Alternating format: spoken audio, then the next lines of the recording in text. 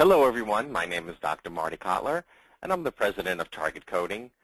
Thank you for listening to this billing, coding, compliance, and documentation tip of the month. Today's topic is in-network versus out-of-network.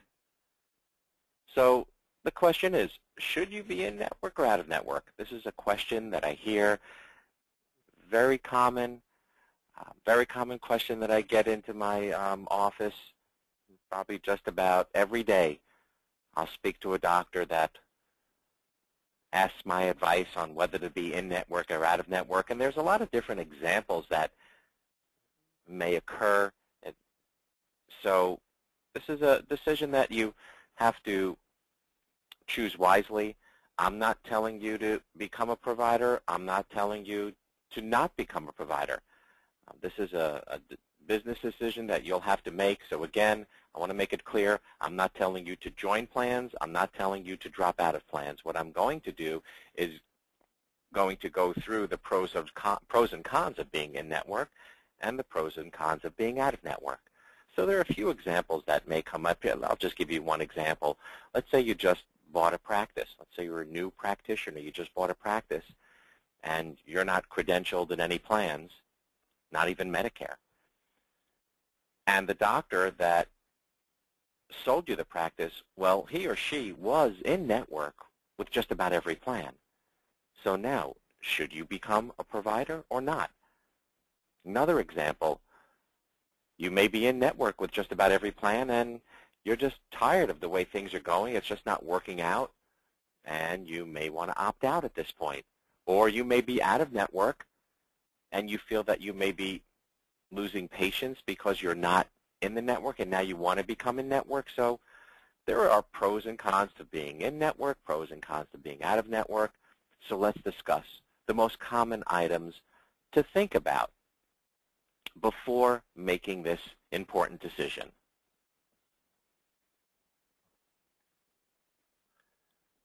Let's start off with the credentialing application. Most plans are going to require you to fill out some sort of a credentialing application. This form is going to address the plan requirements, and there are many items that you are going to be required to put on the form. One of the requirements may be a certain amount of malpractice coverage. Some plans will require a certain amount of malpractice insurance coverage. Now, you may not have that type of coverage at the present time, and if you were required to get a higher level of coverage, you may not be able to afford it. It just might not be within your budget. So this just one item could prevent you from becoming a participating provider. So the first thing you should do is take a look at the credentialing application. See if it meets your particular practice profile and style. Now, some plans may require that you pay a fee to join. So do your research on that. Next, the paperwork. Is the plan that you're about to join, does it require you to fill out a lot of paperwork? Most in-network plans nowadays, you do have to fill out some information in order to request a certain amount of visits.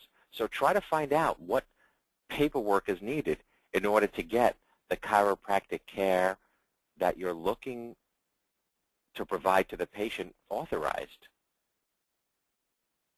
Next, how about the fees? Try to get the fee schedule and review it. If you're thinking about becoming a participating provider with a particular plan, are the fees fair? Review the fee schedule, and then you'll be able to decide whether or not this is right for you. Take a look at it. Do you think it's fair? Most plans provide payment for services that you would have never expected to be reimbursed. So take a look at this fee schedule. There may be services on here that you didn't even know were payable in the plan. If you're in network with a particular plan at the present time, every year you should ask for the updated fee schedule. There may have been things added.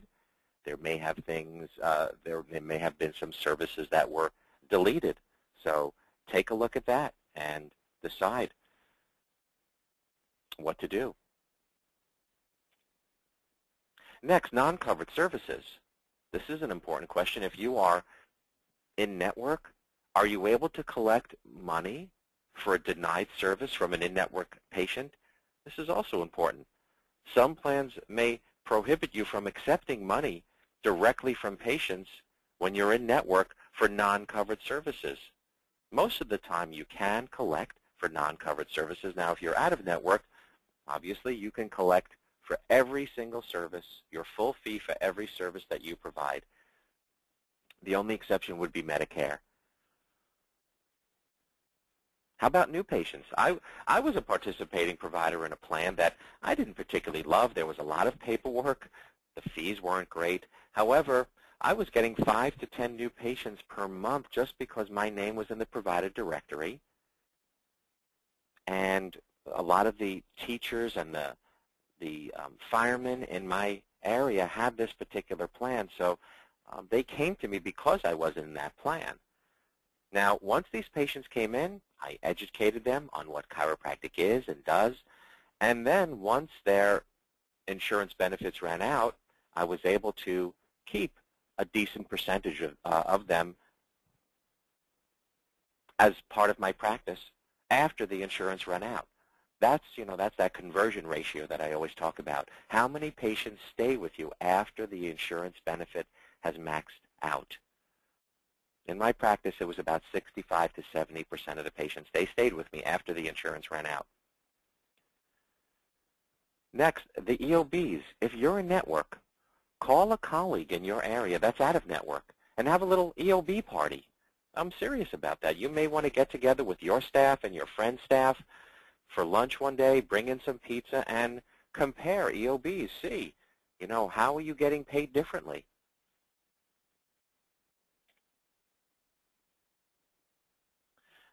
Next is insurance verification. When you're calling to verify insurance, and let's say you're in network, ask, what are the out-of-network benefits? Is there a difference between in and out-of-network benefits? Most of the time there is. So if you're out of network and you call a particular insurance plan, you may want to ask, hey, what does it take to become an in-network provider? What's the difference? You're probably going to get a provider relations phone number to call. There was one plan where I was out of network and I called to verify coverage, and I have a whole bunch of important questions that I asked during my insurance verification, and one of them was, well, what is it like to become in network? And they said there's really no difference. The payment was the same. It's unusual, but this particular plan, the payment was the same whether you're in or out. The benefit was the same. So I said, you know what, I might as well become a participating provider, because then my name was in the provider directory. If the plan was the same, why not?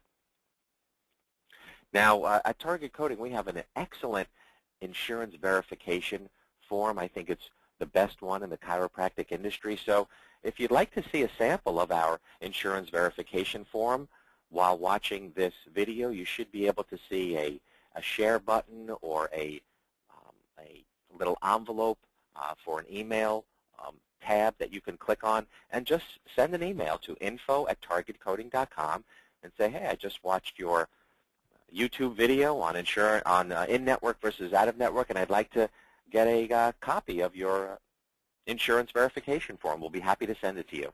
Next, deductibles and copays.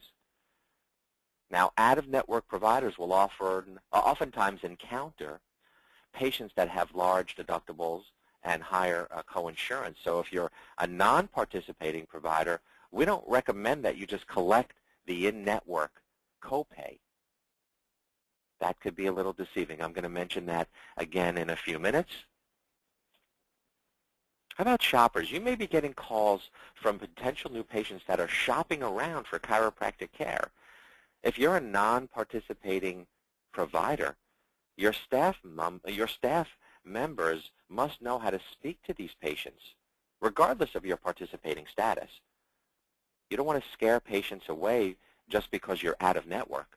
There's certain scripting, there's certain things you should be doing to get patients to come into your practice, even if you're out of network, because there are people that shop around for chiropractic care. So if you're out of network and you just say, hey, we're out of network, we don't accept your insurance, you have to pay this amount in full, that may scare them off. You don't want to do that.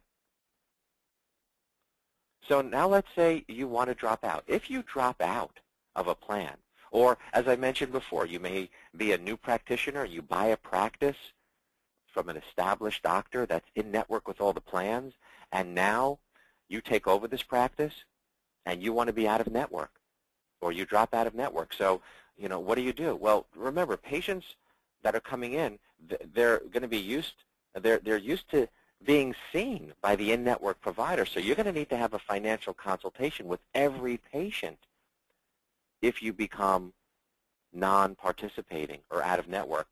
This is important. And the patient should be told in advance if you're going to be doing this. Because if you're not informing the patient that you've become out of network and they're used to being in network, their EOBs are going to get, their claims are going to get processed differently. So their obligation, their EOBs, may show additional financial responsibility. So if a patient assumes that their copay is $15 and now their EOB states $25, a $25 coinsurance, they may get upset and you may lose the patient. So it's always a good idea to have a financial consultation with every new patient once you decide you're not going to be a participating provider anymore. And as I mentioned before, if you're out of network, I don't recommend you just tell the patient, well, just come on in, we'll accept whatever the copay is that says on your card. That's deceiving. That can cause a red flag. You don't want to give the patient the impression that you're in network when you're not by just taking their copay. Another thing you should be aware of is you may be able to collect additional fees when you're in network. For example, you may do an E&M service, or that means an evaluation and management service, an exam or re-exam, or maybe you take an x-ray. You may be able to get an additional copay for that. For example, the patient comes in, the insurance card says specialist $20. Just don't assume that $20 is the total patient responsibility. On a visit where you give an adjustment, some therapies, yes, the copay will only be $20. But on the first visit, if you do an exam and some treatment, you may be able to collect a $20 copay for the exam and a $20 copay for the standard service.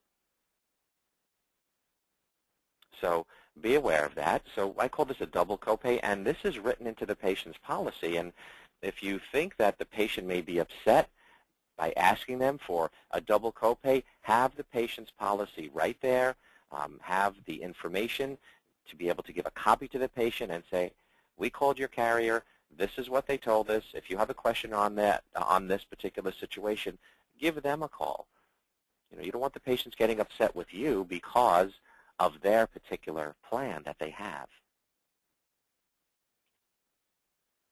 So that's a quick little update. That's our coding tip of the month on in-network versus out-of-network. You should see our contact information on the screen right now.